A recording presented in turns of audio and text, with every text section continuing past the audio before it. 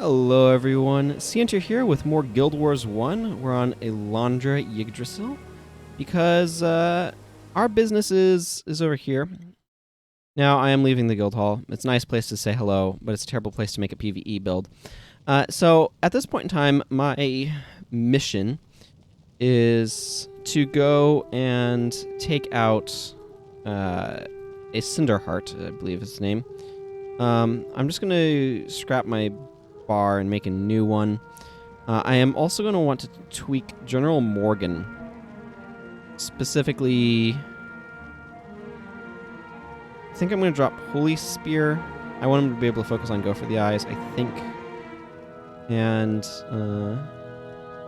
I feel like Wild Throw is probably a little bit better utility.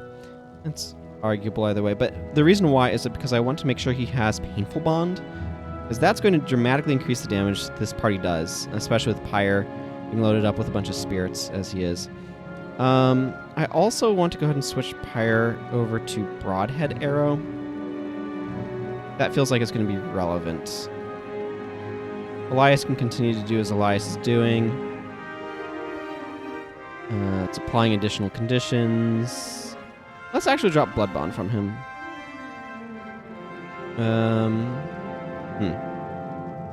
Blood magic's not as impressive as I'd like. That's kind of what comes with the territory of his rating in it, I suppose. Let's go with him Vampiric Swarm, maybe? No, that's really expensive. So the boss that we're going to go fight momentarily is, over the course of getting there. So not in just a moment, but, you know, once we get there. That boss is a rather nasty worm.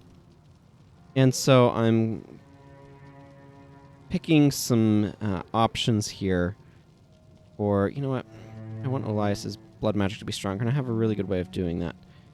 Are there going to be good targets for Well of Blood? Let's put on Well of Blood. That seems a little bit better. Daedalon is fine. Pyre Fear Shot's fine. Morgan, yeah. A lot of this stuff is okay. I maybe should have Protective Spirit on someone. Excuse me. Don't really have a good choice for that at the moment. Okay, so I want to run Avatar of Grenth. Let's see. Attacks deal dark damage. None of these deal cold damage, do they? That's Earth. That's going to be Holy. And then Holy for Balthazar. Anyway, I want Avatar of Grenth for my Elite. But I also want to be using Grenth's Aura. I want a lot of lifesteal. The boss that I'm going to be going to face is... has a lot of... sorry, I'm mentally processing through what stuff I want. The boss that I'm going to go be fighting here has a lot of options for... or it has a mode where it doesn't take damage, so having some lifesteal is really nice. I want this... do I want Radiant Sight? How can I help? Man, Windwalker's so expensive. It's expensive because it's good, mind you, but it's very expensive. I want Blood Magic. Rune.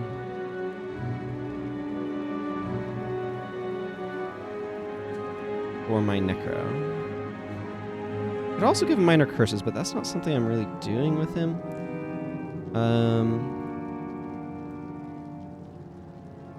Let's go ahead and grab Minor Expertise and... I don't know. That seems good. Mesmer runes are generally kind of expensive. Minor Domination's not too bad. You know, I'll grab a Minor Illusion and a Minor Domination.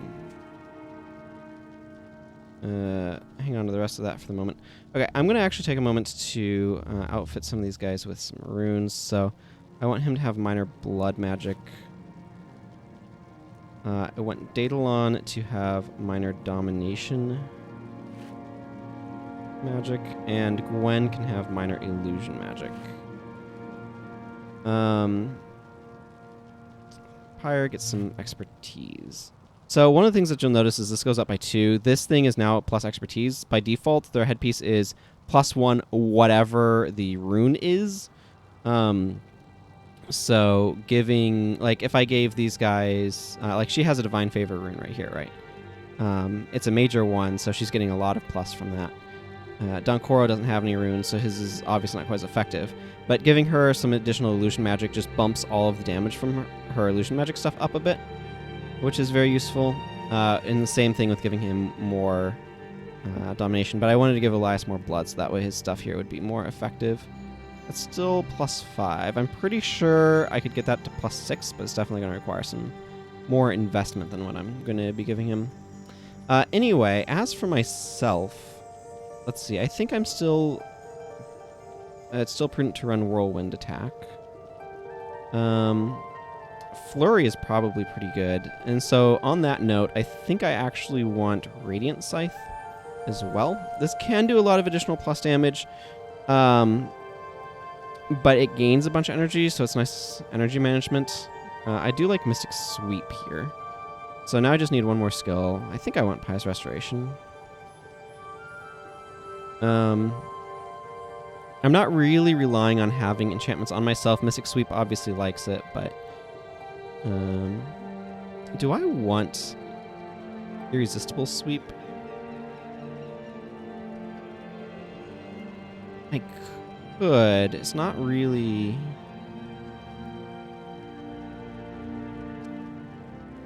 Let's see. So the reason why I want this is potentially for cleaning stuff up.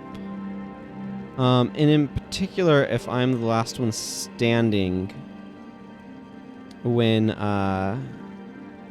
Mountain Heart's doing stuff, then this is really nice for keeping me alive. But perhaps I'm better off... Yeah, I might be better off doing something like Breath of the Great Dwarf. I'm just trying to process... I'm just trying to mispronounce words. I'm just trying to process what I think is going to be the most useful for what I want to try to do here. And I definitely have room for another PvE-only skill or two. So that's part of the challenge, is figuring out what I want. For 5 seconds, you move 33% faster than normal. The next time you strike a foe, all the nearby foes take some cold damage, and this enchantment ends. Maybe I should bring...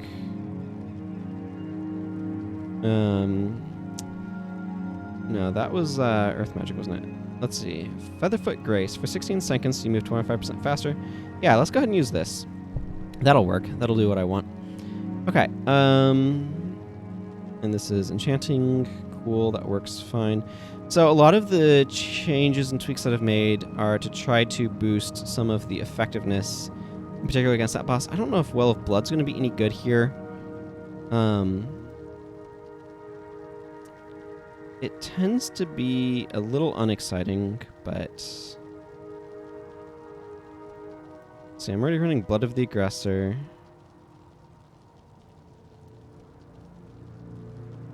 I could give him Life Siphon, but that's kind of... Thing is, some amount of his energy needs to be thrown around at that. That's 6 damage per second. I could just give him Vampiric Gaze. That's not terribly exciting. You know, I'm just going to give him Vampiric Swarm. Energy costs... energy costs. I do suspect... Sorry about all of the mouth noises. I know that those can be a little loud. I do suspect that Pyre might have a little bit of an energy problem. Let me see. I think there's another... Let's see. Your bow attack skills cost 2 less energy and deal 9 extra damage. I'm going to run with Expert's Focus instead of Read the Wind. It's a bit additional damage, and it makes these cheaper, which is nice. 2 less energy is actually pretty substantial, all things considered, I guess. Do I want Distracting Shot, or do I... Yeah, I think that's fine. Distracting Shot's a good skill. Okay, so the important point of consideration here is that GVG bonus weekend. That's exciting. Is that we're going to be going into an area that is going to have a different assortment of enemies. So I'm going to want something a bit different potentially for fighting destroyers. Oh, hi. How do I? Yeah, okay. Anyway, this is going to take me a little while to get back to the dwarf area, which is where, if I remember correctly, I need to go. Yeah, I need to seek out Jealous Ironhammer and help summon the power of the Great Dwarf, which is what the mission I was talking about is all about. So I will see you there. Okay, we're coming up on the Deldrimmer camp now. Now, I did last time complete Orzar Highstone's quest, so I am going to go ahead and turn that in since I am right here. He's happy about me taking out his dudes, and I don't want these skills on my bar right now. What does this one do? 24 damage, become blind and begin bleeding. Okay. Great Dwarf armor is pretty decent. It gives you some additional durability, but you can enchant anyone with it, so that's really nice. What news of the war? I am going to go ahead and sell some junk. I want to make sure I don't sell this gemstone, though, so I'm going to move it. Just some random stuff I picked up from the guys I was fighting. Okay. So, it's time to talk to King Jealous Ironhammer. He has some stuff about using Budger Black Powder to go and fight the Heart of the Shiver Peaks. So this is a dungeon that's gotten from here to there. Well, only 14. Kind of wasn't expecting much from that. So this is going to require me to make my way like over to here. It can kind of be a little awkward getting there because the directions can be kind of confusing. You don't have a very clear map. Actually, very similar to how the catacombs worked in Prophecies, but here we are. So hopefully I'll pick a good direction coming through here. I have definitely usually failed to do that effectively. I think... Do I want to go through the drakes or do I want to go this way? Which one's the correct direction? I think this way might actually be better. But I legitimately don't know. I also discovered that Featherfoot Grace is not a flash enchantment. It has a cast time.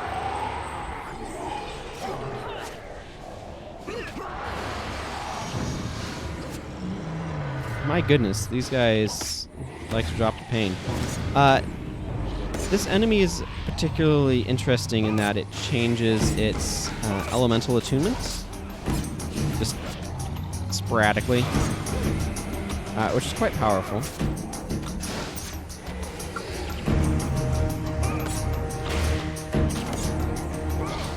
You can see just how much Sliver Armor pings you if you're getting hit by it. I wish I could individually lower the volume of the battle music. The battle music is so loud. Maybe this is a dead end. I'm going to be honest here. I always get lost trying to find this entrance. But this looks like it goes off into its own little world. So I don't know that it actually connects through the way I'd need. Who knows how any of this works.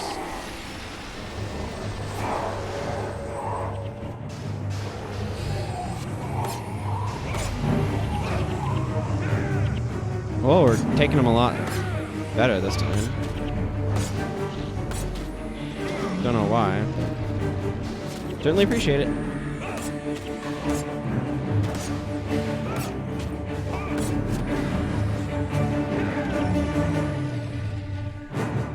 Okay, so there's a bunch of drakes in that corner. I don't think there's anything else in there. Wait, where's this portal? Is that just a random portal graphic? Oh, I am so confused right now. Ooh, what is this? Right here. You can see it on the mini-map. You can see it right here. Like I said, I always get lost trying to find this outpost, but I'm seeing what looks like a zone transition star over there, and I'm feeling very confused about it. Huh. This is a door. Is this the one that we use later? I'm supremely confused. Supremely confused. Oh well. Here we are. Okay, so that direction was the wrong direction. Learn from my mistake. Don't go that way. Maybe it's here and take a right? But yeah, this Featherfleet Grace is not a flash enchantment, which I was quite surprised by. Just because I was expecting it to be one, mostly. Hey! Got a morale boost.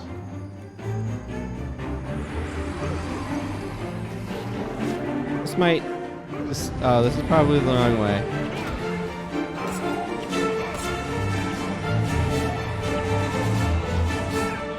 Tell you what, I bet this is a way to go ahead and get myself fighting a bunch of drakes in a pointless manner. What am I getting blinded by?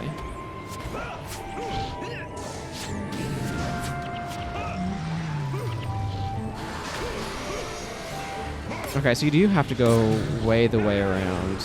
Alright then.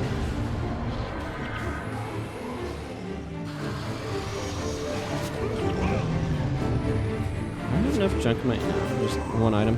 If I had enough stuff in my inventory, I would have potentially considered going back and selling stuff, but I don't really have that much going on there, so. Okay, now we're gonna go fight some wisps, because I don't know my way around. I'm gonna get interrupted, yeah.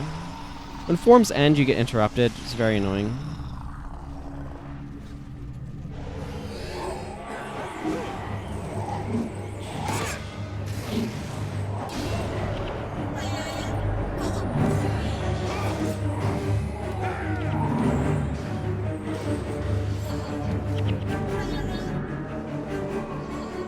I kind of figured that the downside of Flurry, of you dealing 25% less damage, matters a whole lot less when most of my damage is me stealing 30 health with every hit. That seems pretty good. So this is the way you have to go from there around the side. It is what it is. It's kind of awkward, truth be told. Maybe I can get through here without having to deal too much with these drakes. That would be swell. Yeah, okay. Not fighting drakes for the win. Alright. Because this is a dungeon and not a... Do I have the dungeoneering book? Yeah, I do. Hero's Handbook is... Okay, yeah, that's that one. I might not have the dungeon guide. Yeah, I don't have the dungeon guide. I have a lot of random stuff, though. Anyway, this one is... Oh, that's right, this part. This part's so obnoxious. But there's... The dungeon maps get recycled. They are designed such that they can be altered. But, yeah. They do get recycled. These guys have a bunch of shield bash, which is obnoxious.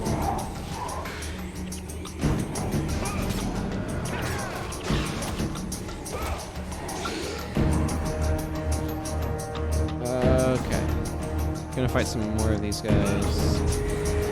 Okay, so I see that that's using shield bash. That means I'd really want to not use attack skills. Shield bash will block and knock me down if I use an attack skill on him. So it's just best not to.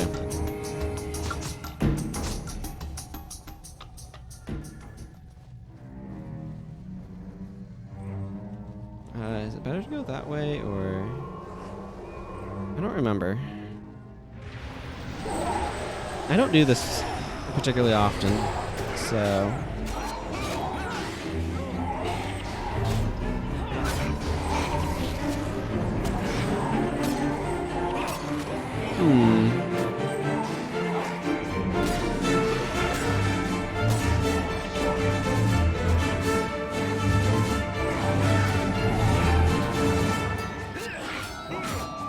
I wonder if there would be a really interesting illusory magic build. Elias, what are you doing dead? That does not bode well at all.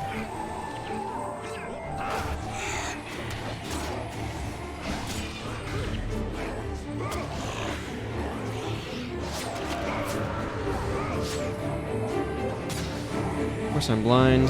Why wouldn't I be?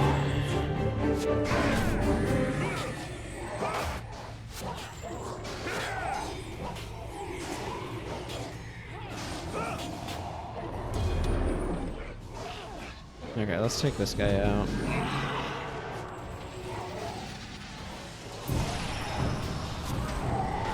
Ah, you're undoubtedly causing me problems.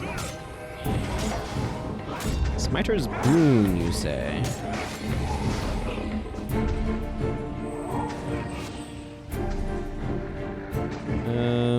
Okay, so I think I'm gonna be fighting a bunch of these guys now. What do you think? Fight a bunch of skeletal hounds?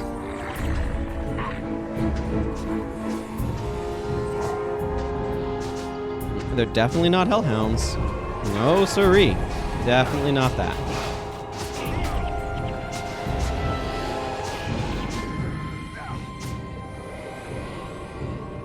I'm gonna go this way.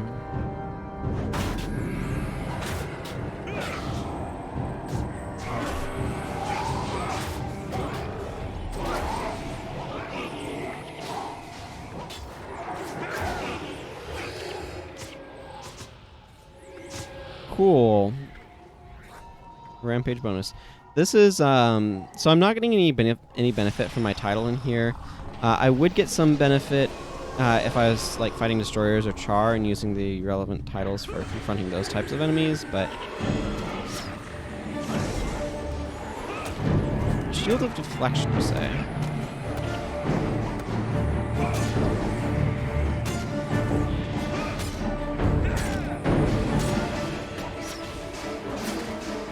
I really would appreciate it if you didn't. Oh well.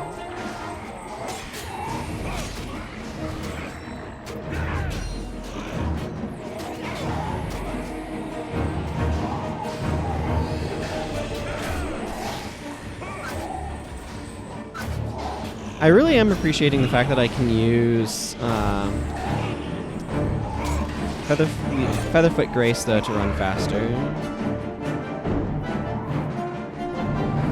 Okay, I believe I have a lockpick on this character, so let's open this chest. I retained my lockpick, and I get an Executioner's Breastplate. That's exciting. I think there's some random boss somewhere around in one of these. Oh yeah, Jakado the Putrid. I don't know if the Decayed Dragon is the route that I... Well... No, I kind of want to go up that way. Maybe I need to go up this way and go past Kato the Putrid. Let's see what rune is in here. Superior blood magic, eh? That's not worth anything. I can assure you that one. Well, it's probably not worth anything. It's not death magic. Death magic, if it's death magic, then it might be worth something. Just because that's a very useful one to have maxed because of minion. So your minions are capped by your death magic divided by 2, plus 2. So I think you can have 2 minions, and at 16 death magic you can have 10. Originally there wasn't a cap to the number of minions you could have, and ArenaNet apparently decided that that was OP, so I have an ancient screenshot from somewhere of Erethos, one of my characters, a necromancer, having just a ton of minions from back in those days. But the area map's not important enough to go fight Jakado, the Putrid, and this horde of dudes for it. That has a lot of zombie brutes that just kind of ignore you. We need to go interact with Budger Blackpowder over here, and he is going to so kindly let us talk to him for explosives. We're going to be fighting some Skelk, I guess? I forget the exact path that we need to take. Hail, human. But he gives it to us. He also gives us a free alcoholic beverage. Which... There's a title track associated with drinking those, and it's dumb and tedious, and I don't bother with it. I mean, I have a little bit, but it is super dumb and tedious. So if you ask me, it's not worth.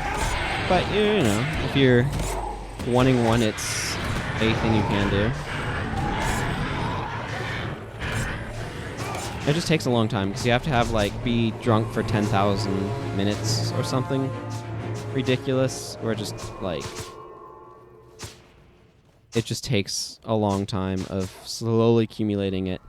It's the sort of a title that you get in the background. Where is...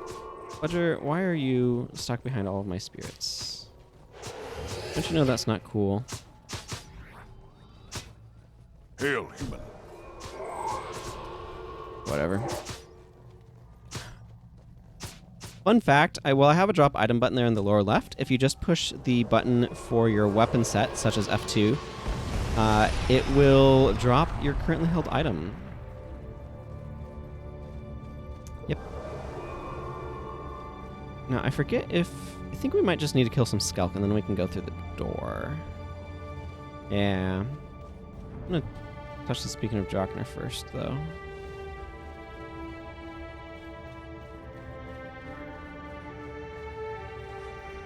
Get a few more dwarf rep points.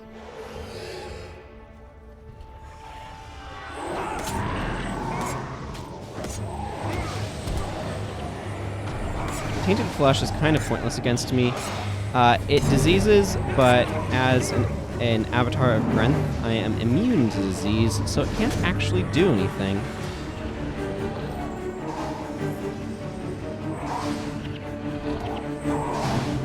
Wait. No. It's like, why is the door closed? There's a Skelk still alive. Okay, this will take us to the next level. Heart of the Shiver Peaks, level 2. I don't remember... I believe there are 3 levels, and this one's real short. If I remember correctly.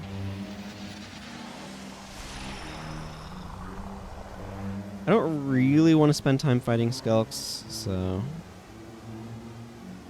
If we can avoid it, I would prefer to. We're going to need to go through that over there, though.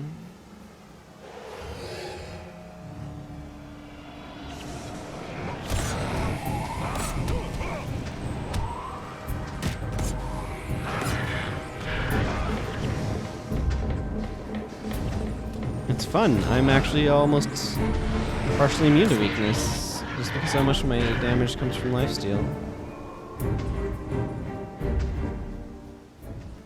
Okay, where's Budger? There you are. This NPC shows up in Sorrow's Furnace as well, so they brought a bunch of dudes back for it.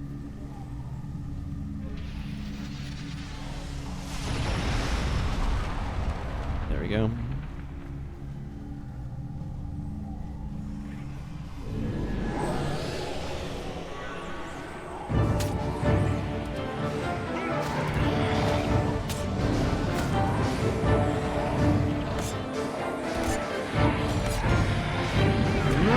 Best position.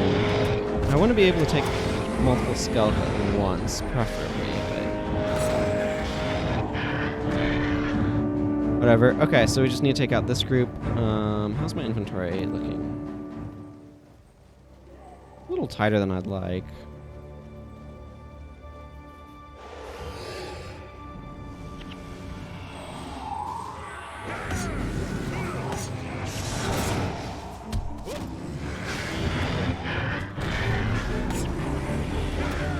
We're shooting through these guys pretty quickly, actually, so that's good.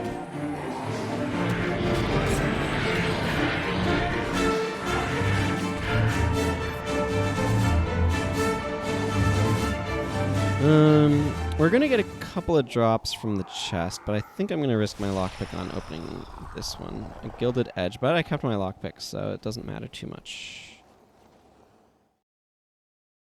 Keeping your lockpick is, of course, lucky. It contributes to the lucky title track. Okay, so this one can be a bit of a dangerous zone. The reason why...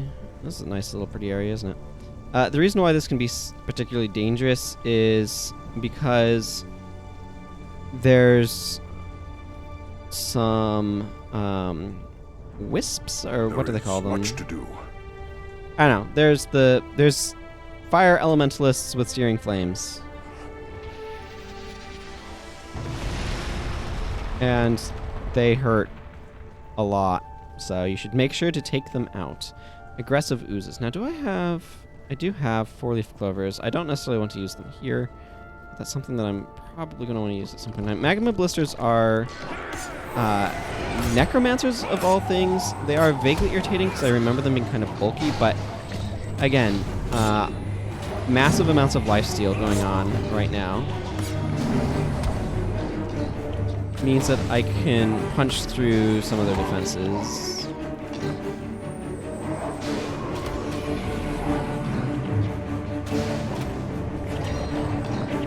Headbutt's such a bad skill. So Headbutt does a bunch of damage and it dazes you for a whole bunch. The idea being that you can pass that daze on using Burning Spirits. That's the thing. The idea being that you can pass that condition on, but yeah, we have enough stuff to shut down casters, thankfully. They're not too bad. I'm going to take out some of the group of them, though. Just because I don't want to, like, resurrect into a pile of these guys, so...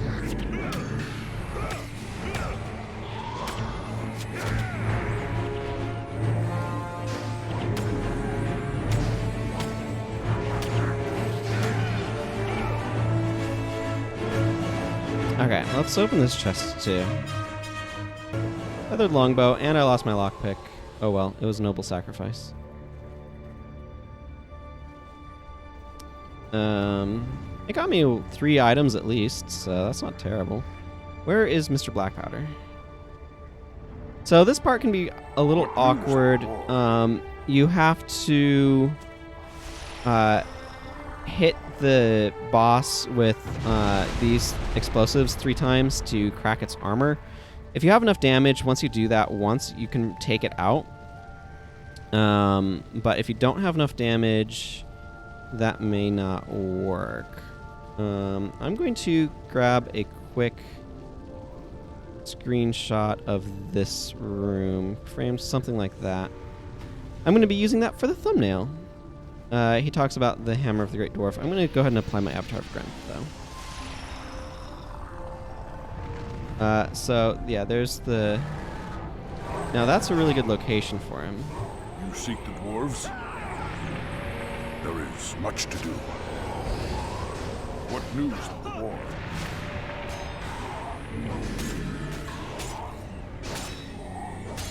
You seek the dwarves? So you can do damage to this guy if you have lifesteal, even when he's got his invulnerability shield on. Although your damage is going to be significantly better once his shield comes off, obviously. But lifesteal does go through his defenses. And we have enough damage to get him down in one go, so that's fantastic. Now we just need to interact with this stone pedestal, and we complete everything. Hammer of the Great Dwarf. Whee! I don't know. Maybe I like that one better. There's Cyndr. He's down. We get a bunch of Dwarven reputation points for that. Yeah, here's the Mountain Heart chest. It gives us some loot. Yeah, that's that. I'm going to go ahead and wait for this timer to run out because it's going to deposit us in a useful spot. So I will see you when it's done. Okay, we have had the cutscene end. I sorted through the items that I got. I'm going to go ahead and sell some of the nope. I will sell some of the extra stuff, but cutscene. This is the cutscene that turns all of the dwarves into stone dwarves. That's nice. I have seen this before. It's on my channel elsewhere. I don't feel like watching it right now. I'm hanging on to some of the stuff because some of these have some potentially useful mods in them. That's what's going on there. Okay. So I believe at this point, yes, Jalus is all stoned up. Not all of them do that. So he talks about defeating Cyndr the Mountain Heart. Incredible. Okay. So it's at this point that I have to ask myself, am I ready to commit to a very long mission? Let's see. Is there anything that I'd want to change on my team before going down in that area? I don't know that there is, honestly. A lot of my tweaking is good for that too. So let's go ahead and do this. Use Destruction's Depths. Okay, so a couple of important notes. This is a mission, so there's no bonus there. However, we're going to be fighting a bunch of destroyers, so I should definitely become a Stout Delver, because this gives me additional benefit. I'm going to switch to this equipment set for the moment.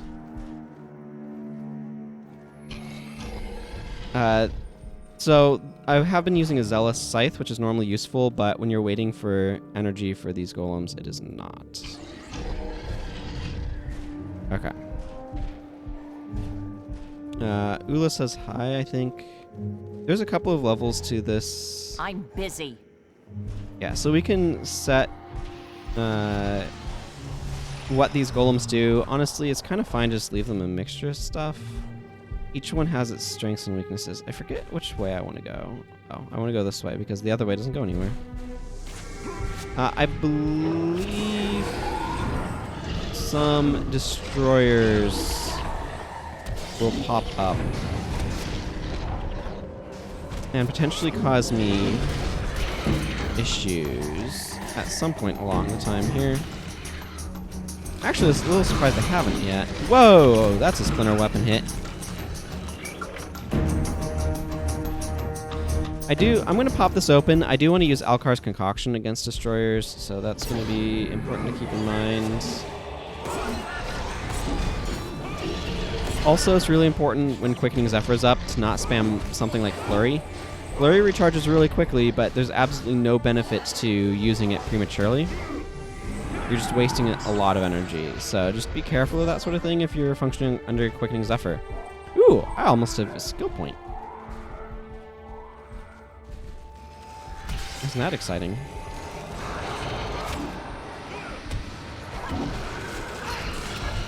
After I've Grenthon did. That's not what I want.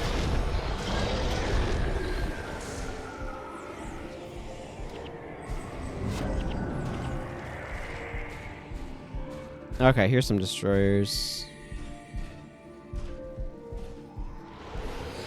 Yes, Ula sent us. You are correct. There we go. Pop Alkar's Concoction. Now that can be out of my inventory. And I'll be able to turn in that quest as soon as I see Alkar again, which is going to actually be at the end of this mission. So that'll be exciting. Ooh, Destroyer Core. Don't mind if I do. I'm not sure the best place to get Destroyer Cores, actually.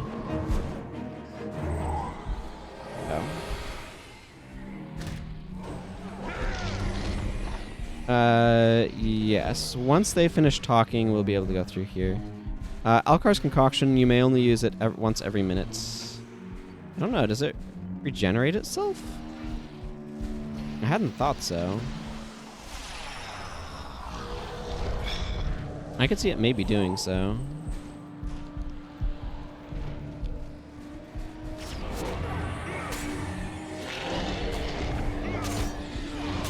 Yeah, no, I'm not seeing it. You might be able to get multiples or something.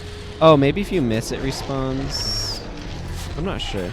I am absolutely digging all these Destroyer Cores. I need a whole stack of them, so... and all the time I've been playing this game, I have not gotten that many. So... I want to get close enough to that to activate it. So getting a bunch now, or getting it additional is really good. Because like I said, I need a whole stack of them to be able to get some of the gauntlets I want to get this character at some point in time. Do be careful about these destroyers, by the way. They can be really painful. And that's part of why I want this sort of build, so that way I can guarantee get damage on them. Plus, the fact that it's a bunch of lifesteal is arguably very beneficial in terms of like keeping me alive as well. Technically, destroyers are weak to cold damage, by the way. It's just they have 103 armor against cold damage, and against everything else they have like 120 and 140. So they still take half damage from cold sources, so you're best off just using armor ignoring things against them. It's an example of some of the core design of this game, in my opinion. We got some back aggro. This game, unfortunately, like, these guys are level 28, right? These late game enemies, unfortunately, have so much HP, or so much armor, rather, that professions that deal damage that cares about armor are really disadvantaged, which is especially the Elementalist. The Elementalist just, it gets absolutely, its damage is just destroyed. Funnily enough, because of the armor penetration of air magic and how much armor these guys have, air magic will do more damage to destroyers than cold damage will. The lightning spells will deal more damage, just because the armor penetration gets through so much armor, because it's like 120 armor or something. So it's taking like 30 off, bringing it down to like 90, which is lower. So it'll actually deal more damage.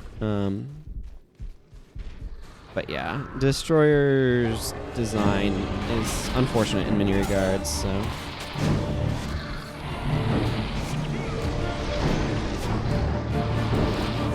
This is the part where my Mesmers do things that are useful. Oh, okay, that's a defensive thing.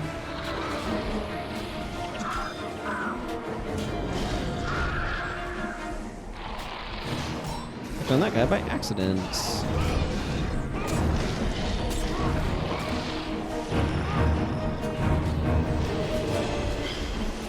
Destroyer of Bones aren't as big of a problem. The Rangers are really annoying, but anyway, yeah, so Mesmer damage, some of the Necromancer stuff, those sorts of things are just going to be generally superior to Elementalist damage because of the ignoring armor properties. And just how much armor, just raw armor, destroyer stuff. Like, when they're using Healing Signet and getting minus 40 AL, that's dropping their physical armor to like 100. That's what warriors have by default. It's just absolutely ridiculous how much armor these enemies have.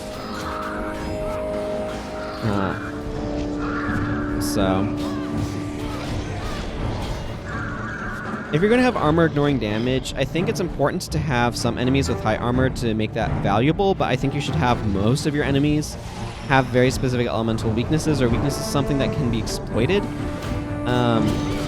for counterplay. And the thing is, like, Elementalist just becomes a support class in these late game areas, just because it's not a damage class anymore, because its damage is halved or ordered by how much armor enemies have. So it's just an important thing to keep in mind. It also heavily affects physical classes. I'm getting the majority of my damage from lifesteal. You're going to see a lot of minus 20, minus 10, and zeros. And the minus 20 and minus 10 are both lifesteal. The 0 is the additional damage that I do after that. And so when that's 0, that means my damage would be reduced below 20.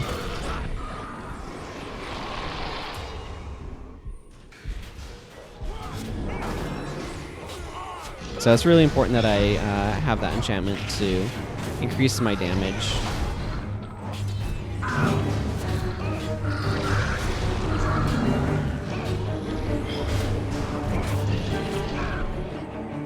These Destroyer of Thoughts are pretty nasty. I'm gonna let my form end. Exeter Vortex is actually kind of underwhelming. You really need enemies that are doing enchantments and hexes and stuff. So one of the things that's really annoying about this is you have to resuscitate. I'm going to put them on defense. You have to resuscitate them between each zone transition. If you're on a warrior or paragon, this process is really tedious. Fortunately, I have a little bit more energy than those two professions do, but still, in terms of energy regen, but still really obnoxious. Okay, so we have some Driders. They do some annoying hexy stuff, but these are fairly ordinary enemies. They are not destroyers. Tanky destroyers.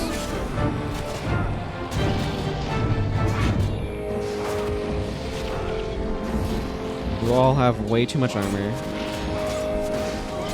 I don't know how much armor they have against dark damage, actually, which is what I'm principally dealing, but I imagine is pretty comparable to their physical damage, or their physical armor.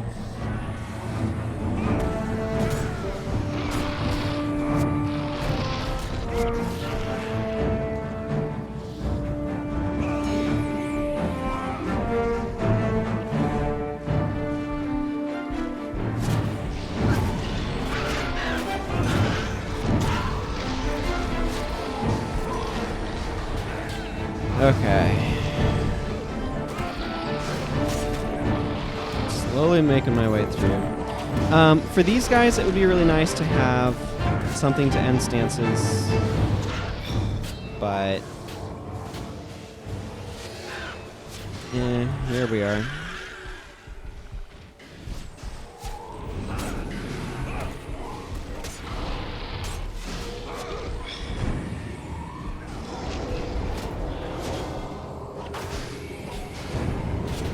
Featherfoot ending is fine. That will give a little bit of disease, which is useful.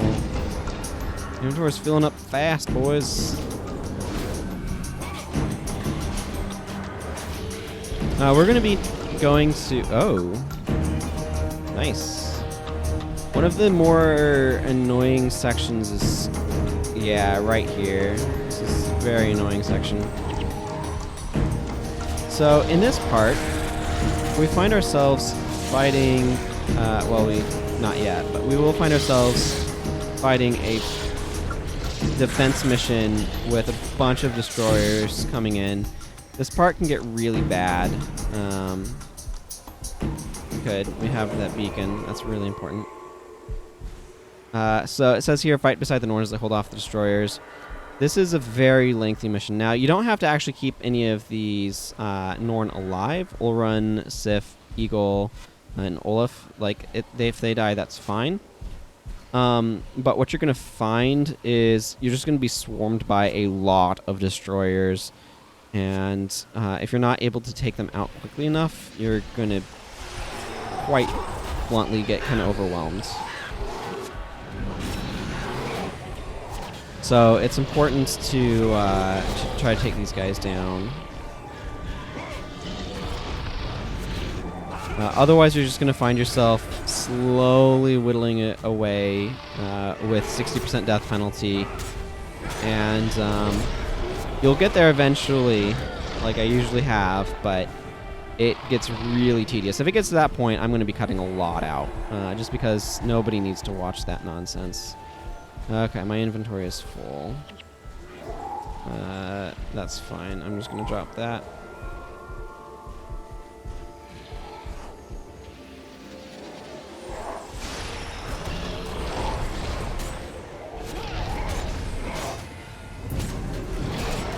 Alright, so that guy went down quickly enough. I'm going to hit this guy long enough to get him to be dead, or... Okay, lightning reflexes. At that point, there's no reason to attack him anymore.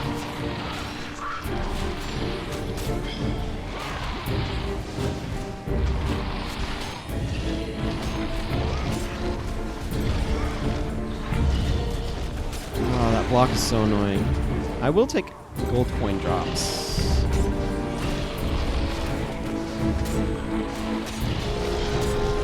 Things are going okay so far, but this does take a while, so...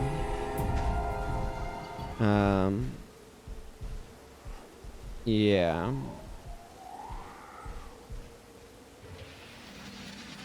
So right now, things are going to be ramping up. I'm going to kind of move up this way to try to take out this group. Actually, I want to take out these destroyers up here. The destroyers of hope.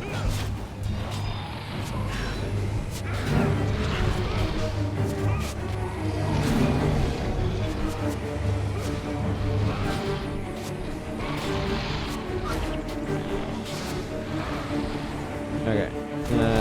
Okay, looks like our backline was able to take care of the dude there. Sip will hopefully delay stuff there, but this looked like a bigger group, so I wanted to take it down first. Okay, good. That's down.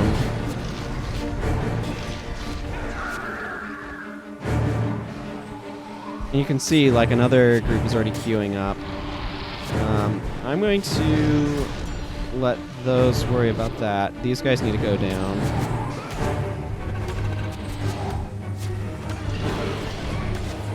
Keeping an eye on my avatar.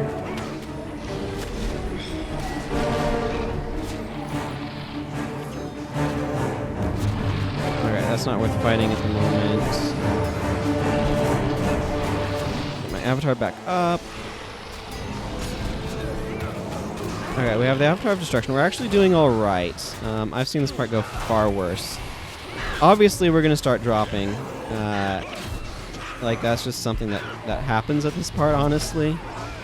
The number of enemies is a bit ridiculous. The fact that we're actually holding on this well is quite surprising, if I'm going to be blunt about it.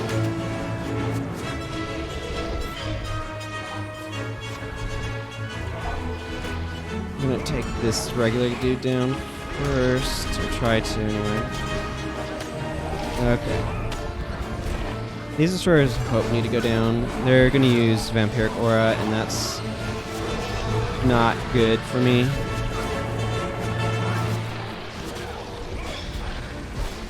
One would be really nice to have up. Okay, one of our golems went down. Okay, up here. I can spend energy to get it back up.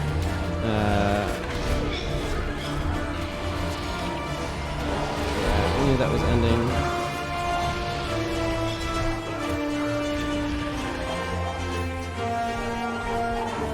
Okay, I'm going to be blunt. The fact that we have not party wiped on this is really promising because I almost always party wipe here. So the fact that we got through this section without party wiping is really impressive to me, actually.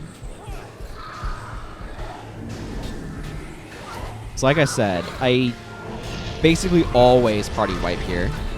So this team build is apparently a lot stronger than the ones I typically use, which is really exciting, I suppose. I believe the direction we need to go is actually on the opposite side of this bridge, if I'm not mistaken.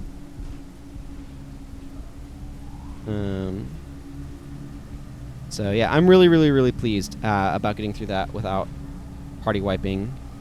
I imagine we have shockingly minimal death penalty.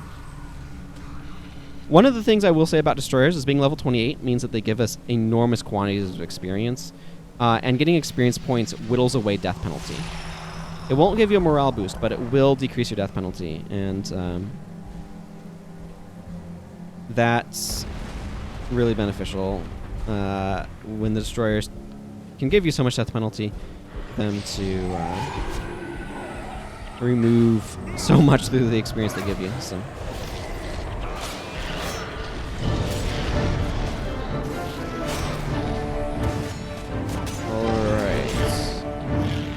So at this point, we need to push on through some more destroyers. I'd like more cores from them. It's unfortunately a little bit of a rarer drop than I would like.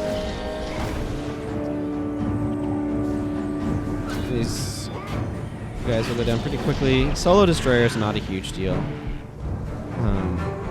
There's some weird dialogue coming up at the bridge up here. Something about leaving the golems with the dwarves or something. But I think that might be a later thing that I'm thinking about.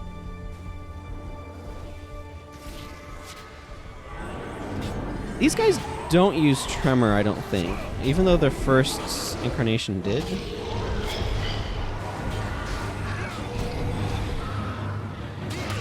What are these? Are these Earth Elementalists? I don't remember.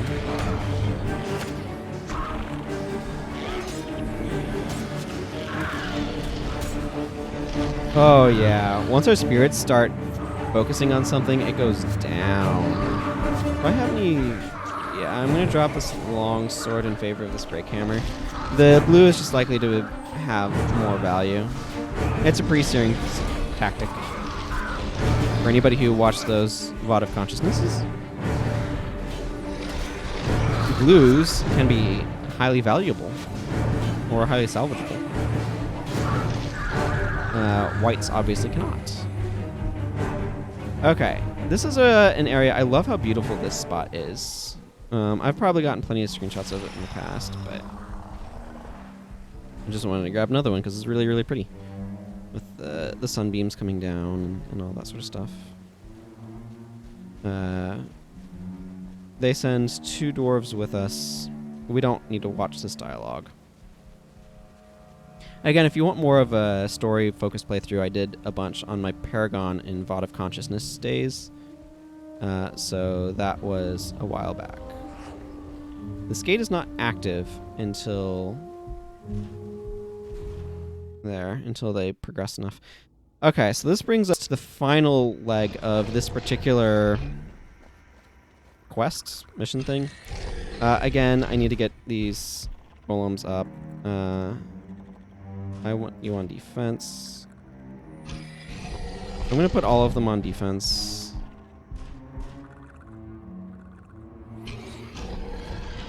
Just because I think defense is a little bit better. I want to start... The way that I always kind of do this is I kind of sweep the sides.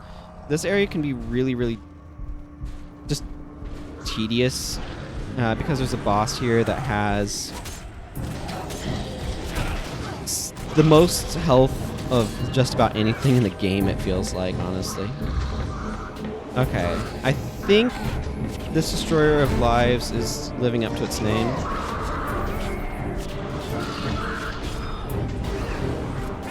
Pyre of Fear Shot. Where is your...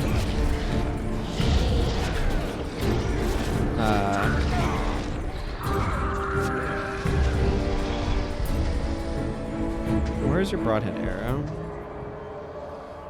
You have the energy for it. Okay, so I'm going to alternate sides. I'm going to sweep out that side. I'm going to sweep out this other side. Talcora, if you could be dying less, that would be great.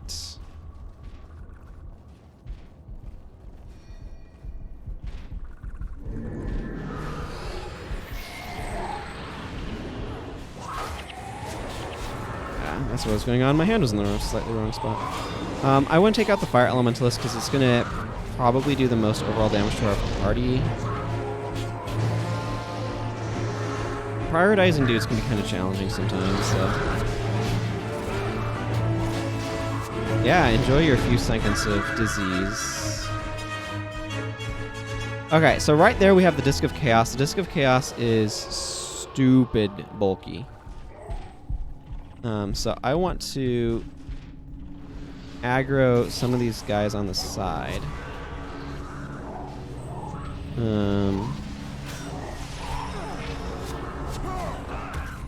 Just because I want to work my way through them. This thing is a really nasty elementalist. It hits very hard. And if I can avoid aggroing it, I would like to.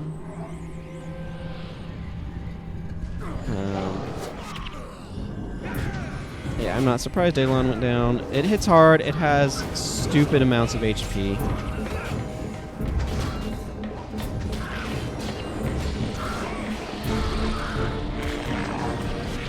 Hey, look, another destroyer core.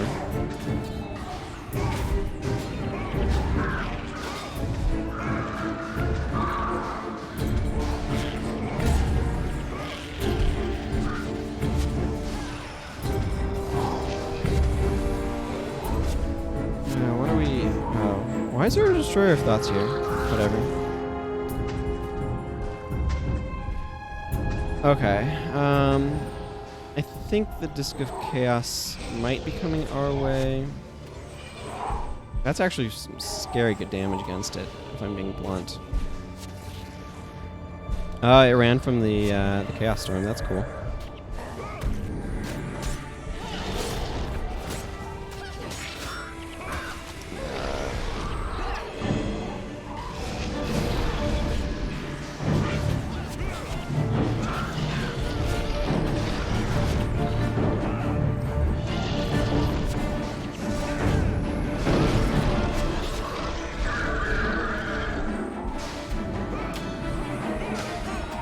So, yeah, the problem with this thing is it just has stupid amounts of HP. Also, its Flame Burst hits really, really, really hard, which doesn't help anything.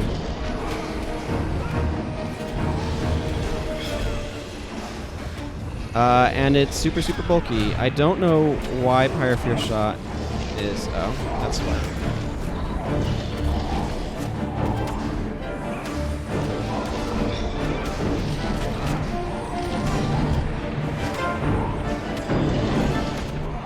And this is the part where I have to attack this for, like, far too long.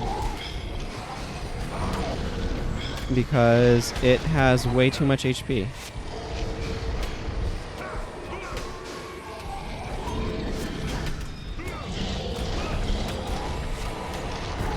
Like, the thing is, once you have it on lock, it's not actually that threatening. It just has so freaking much health. It's crab walking away from us.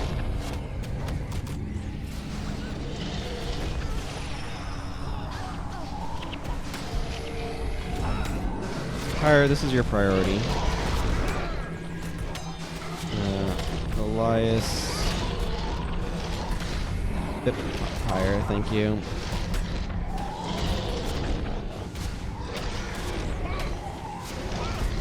Doing some additional management there.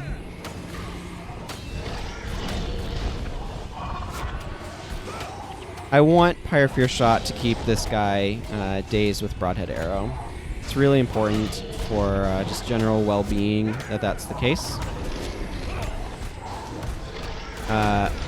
Because if this guy is dazed with Broadhead Arrow, he is not killing us with spells. It's really what it comes down to.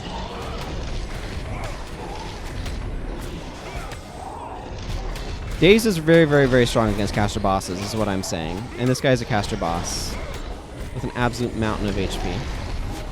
I don't know... there we go. We might need to take out this guy, too. It looks like it. I think we need to kill all of the destroyers here. I mean, this guy is obviously pretty easy to take out. There we go. We earned this one.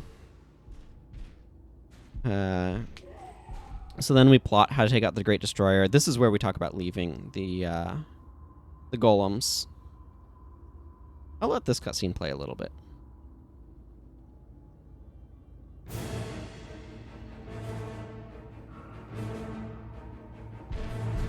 We have driven them back, but at a huge cost, and the destroyers are regrouping. It does not matter. We are stone. We shall resist all their assaults. I see what you mean. Changed in body and mind. Yes, Jalis Ironhammer is resolute, but the destroyers are infinite, and they act as a single creature. That's it. What if they are a single creature? What do you mean? The Great Dwarf's power is connected to Jalis's followers. What if the Great Destroyer's mind is connected to its minions? Which means if we kill the Great Destroyer... The control is gone, and the dwarves stand a chance. It's going to be dicey. Even with their great hoodoo, I don't think the dwarves can withstand another assault. Leave the golems here, then. Sounds like a plan. The Great Destroyer's chamber is not far. A small group can slip through the lines. Let's go. Even with the golems, the dwarves will not be able to hold out for long. Come, Great Destroyer! Throw your minions away against us! We will hunt you all into the depths of the earth! What I find really interesting is a lot of Victory these or dwarves, their armor changed to stone, which is kind of weird. But these dwarves are all jade-like, whereas the when Ogden becomes stone in the sequel. Wow, I'm way zoomed out. In the sequel, in Guild Wars 2, he is stone-like. He doesn't have this greenish tinge, which is rather interesting in my opinion. Anyway, I want to go find there's the Shunlight chest. I need to go hit that up. I need to clear out my inventory of random stuff, but first I need to clear out my or I need to clean up my inventory of stuff that I do need to hang on to already. I need that one. Only the strong survive. Reduces weakness duration on you by 20%. That's nice. Okay, so I have some destroyer cores to add to the pile. I'm actually going to... Let's see. Hunter's ales. There's dwarven ales. I don't know. I'll take this over here. Yeah, there's the aged dwarven ales. I knew I had some somewhere. This one I'm going to want to look at... I'm going to dump these things here. Cool, I need to go get a new ID kit. I'm going to go ahead and cut out a bunch of this shopping business stuff. So I will see you once I have completed that. Alrighty, I have cleaned up my inventory. I'm going to go talk to High Priest Alcar here. He does have the final quest for us, which is short enough that I'm probably going to do it today too. But first, you know, some nice goodies from the quest that I did for him. I should not have closed my Shunlight chest that quick. Oh well, it doesn't matter. Like, I'm not going to use this, but it's okay to hang around. Oh, I need to remember I have that as well. Okay, so I got some stuff I need to... How am I arranging these things? Sorry, I thought I'd done more inventory cleaning up than I apparently had. Okay, so I'm going to switch myself over to be /elementalist because I want to check if I have a specific water magic skill. Yes, I do. I specifically want that one too. Okay, I'm going to tweak my build a little bit. So, let's see. This is probably not going to... Yeah, this is going to matter. I'm going to switch to this. I'm going to drop wind prayers or water magic. Now, this only affects dervish enchantments, so that's important to recognize. Those are both fine to be using still. So I want Conjure Frost because it does add a little bit of damage. And I want Frigid Armor. Because Frigid Armor will stop me from being set on fire, which is going to be really, really nice in the place we're about to go. Avatar of Grenth is great. I want Breath of the Great Dwarf. And then I kind of want to make sure I have some adrenal skills. Maybe... maybe our Mighty Zeal?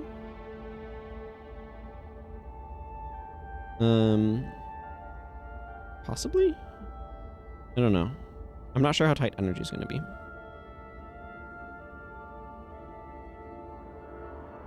So many of these skills are like... Technically, that's a thing, but like... Not excitingly so. You know what? Let's go ahead and bring Aura Slicer. I do think I'm going to use Avatar of Grenth just because that will push through additional lifesteal damage, which is really, really useful. And what do I want for the last skill? Theoretically, I'd want an increased attack speed. So how about Heart of Fury? That works. That's an increased attack speed skill. Okay, so there's a couple of things that's really important right here. Gwen's business is no good. I want to switch this guy from Splinter Weapon to Nightmare Weapon. Pyre Fear Shot should not be using Broadhead Arrow. I'm going to go ahead and give him Prepared Shot again.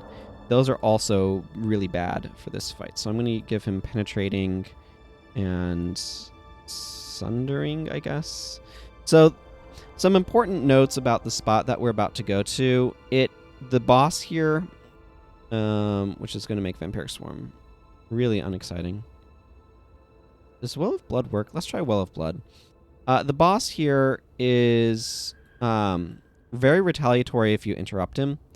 So it's best not to do that. Yeah.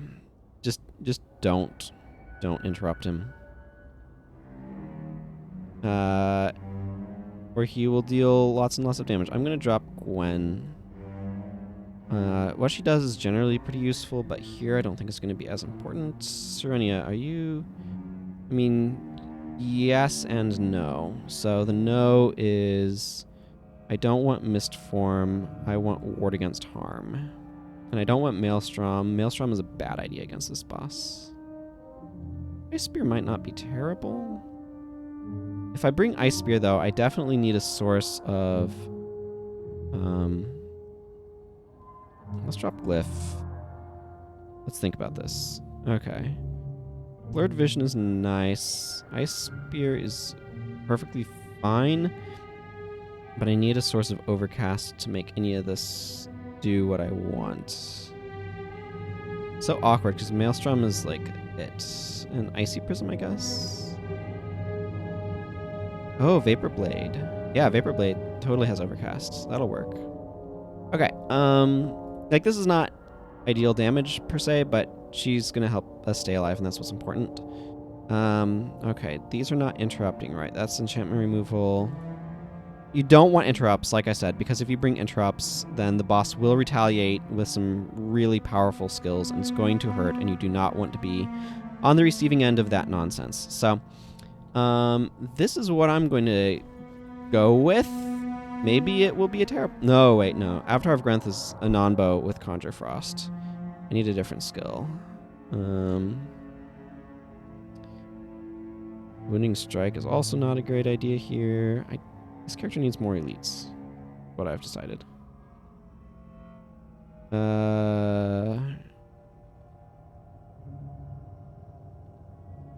Okay, I can put this on instead of Aura Slicer.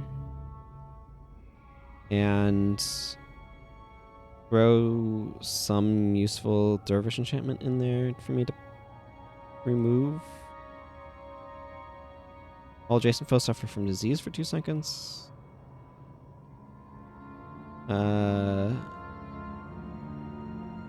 That's not a great choice. Mighty Zeal is kind of awkward. Balthazar's Rage is cute. I think I just want Zealous Renewal. I use Zealous Renewal, Wounding Strike. The reason why I'm dropping Avatar of Grenth, even though it would generally be really good, it changes my weapon type to Dark, which makes Conjure Frost not work. Arguably, Conjure Frost might be better. I don't really know nor care. For now, let's just go ahead and do this. This mission is both potentially really difficult and potentially really, really easy. So we're going to see how it goes. There's a couple of things that's really important to keep in mind. One of them is that there is a lot of burning going on. Another is don't interrupt the Great Destroyer. And then just try to take stuff out. Try to stay on solid ground if you can. Making myself unable to be burnt is going to be very beneficial for me.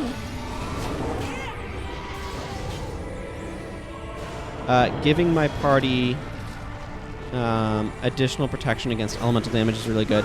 Pay attention to the ground too. Different areas are on fire at different times, or like all magma. I need to be putting this back on. If you are finding things to be difficult, try bringing Extinguish. Do not be afraid to flag your dudes. I need to definitely do that here. Okay, Dunkoro, you're being dead for no good reason. Breath of the Great Dwarf is really useful. It is a PvE only skill, so your heroes can't use it. What it does, though, is it's basically extinguish at instant or at much faster speeds. There's a Great Destroyer down there. He basically randomly changes the arena. It's very annoying in that way, in that regard. This would be a potential spot, by the way, to bring Mantra of Flame as a way of trying to reduce the damage your party is taking.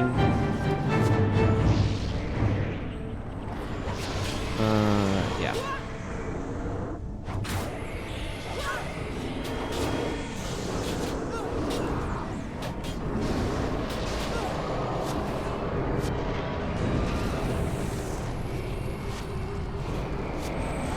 In general, though, you're just going to be taking a lot of damage because you're going to be on fire a lot. So health regeneration is useful. Anti-burning stuff is useful.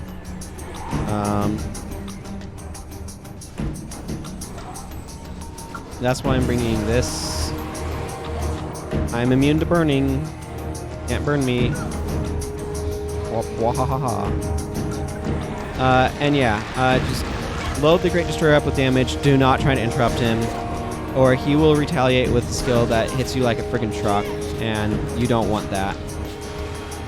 He does this thing where he like throws himself down or something. I don't know.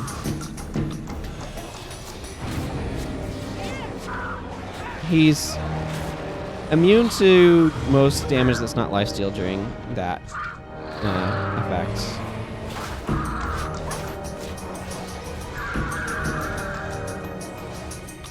He has also a lot of really unique skills.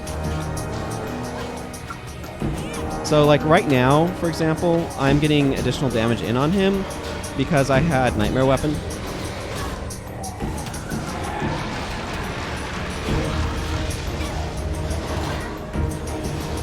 There he goes. He's not too bad. It's certainly more intimidating than it actually feels. I guess I'll let this cutscene play out too. Gwen was right. With the death of their master, the destroyers lost their coordination. Chalice and his dwarves pursued them into the depths of the earth. Legends were born that day. And while this threat was ended, the legends would continue. In the years to come, new threats would arise in Tyria.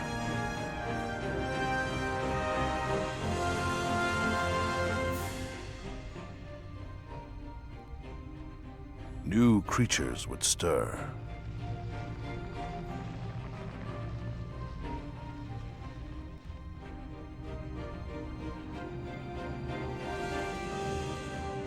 New sacrifices would be made.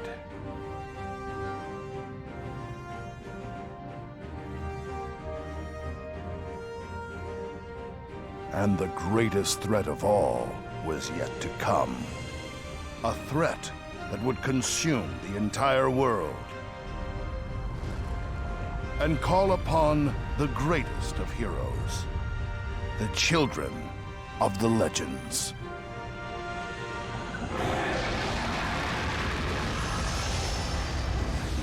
So that was Primordus waking up, by the way.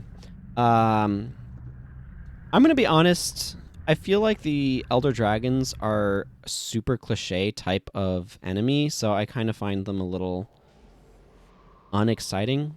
Draknar here will give us a pile of experience points, a bunch of dwarf reputation points. That beautiful title menu music. And if you talk to him again, he will also give you a Draknar's key.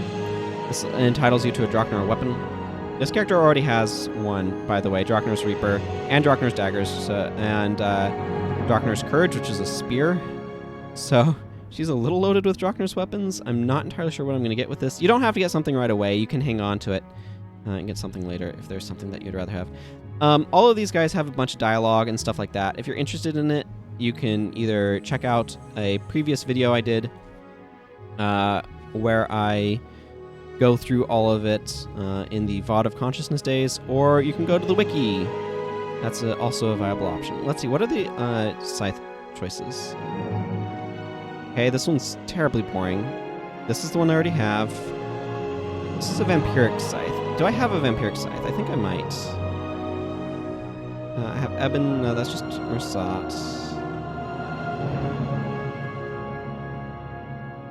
No, I might not. I might consider that. Might consider a vampiric scythe.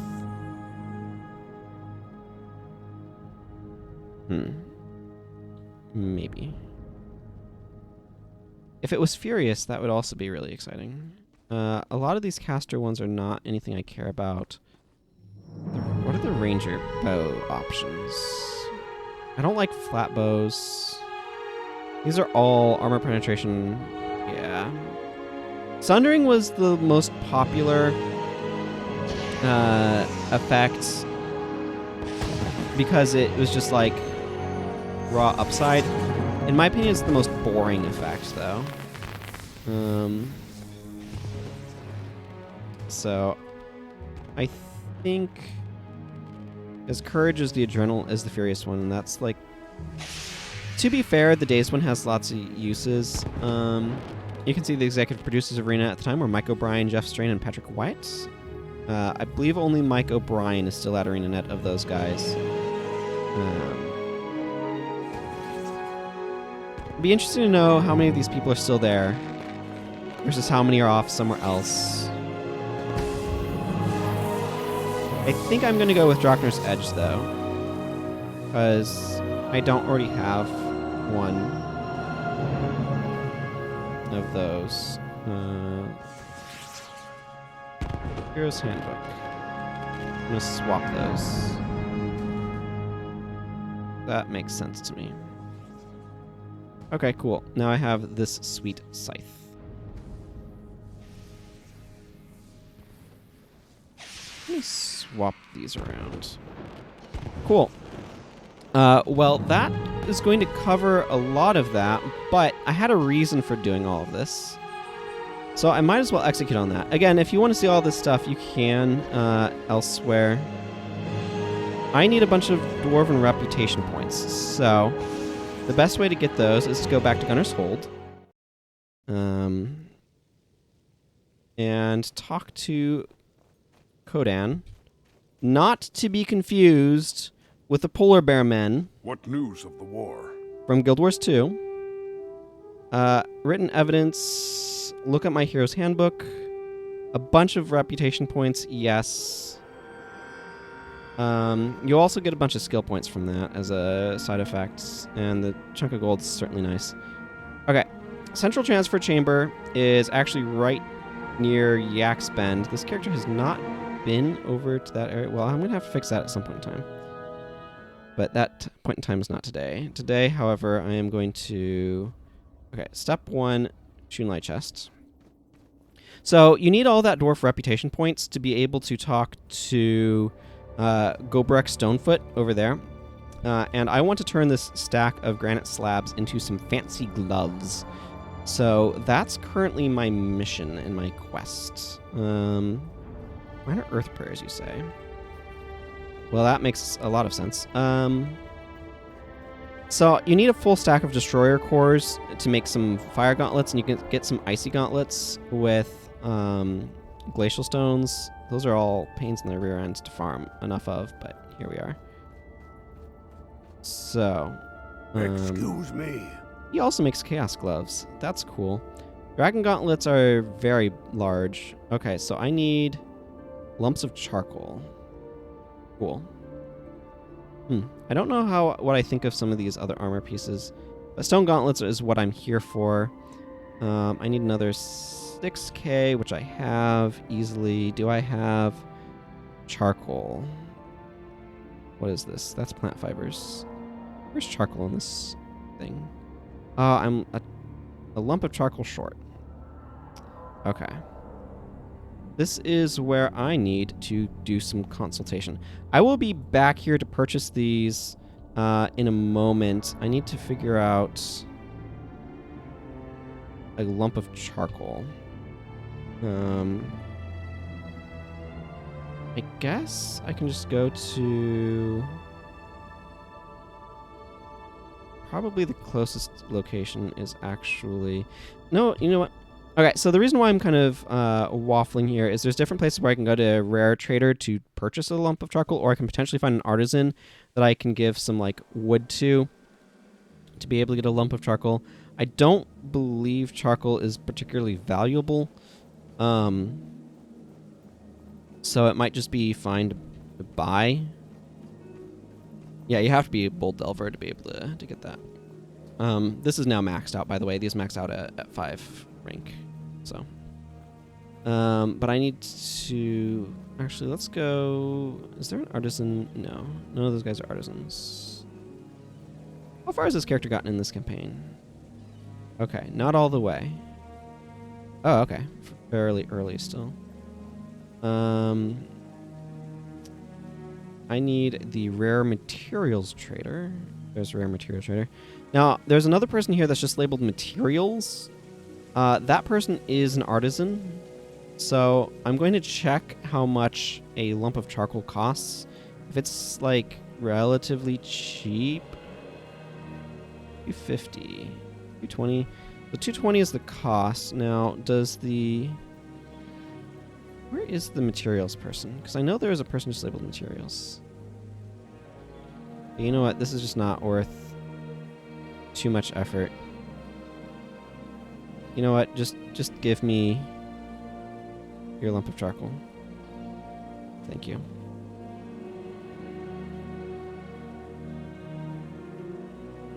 Okay. Actually, this is going to be faster. Or just as fast. I don't know. Whatever. Cool. Now I should be able to go buy that. I don't know why I didn't just skip all of that for you, but here we are.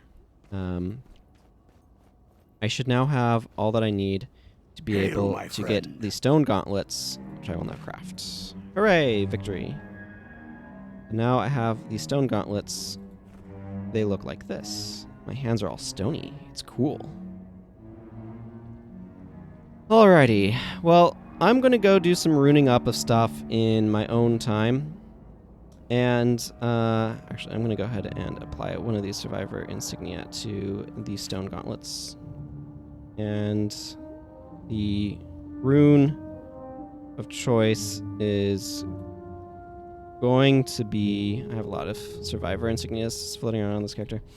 The other rune of choice is going to be minor earth prayers, so I can just grab that from my guild hall. Then I will say farewell to you, but let's get these all set up. And get them their proper... I don't know how much it's probably going to be like... Whatever, I'll just grab a plat.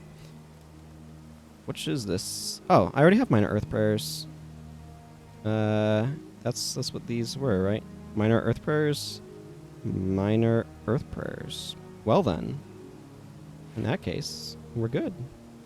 Cool. I didn't even have to spend any money on it, and I got an inventory slot back. Fantastic. Cool. Well, with that, then, I guess I will bid you farewell. And until next time, everyone, take care, and goodbye.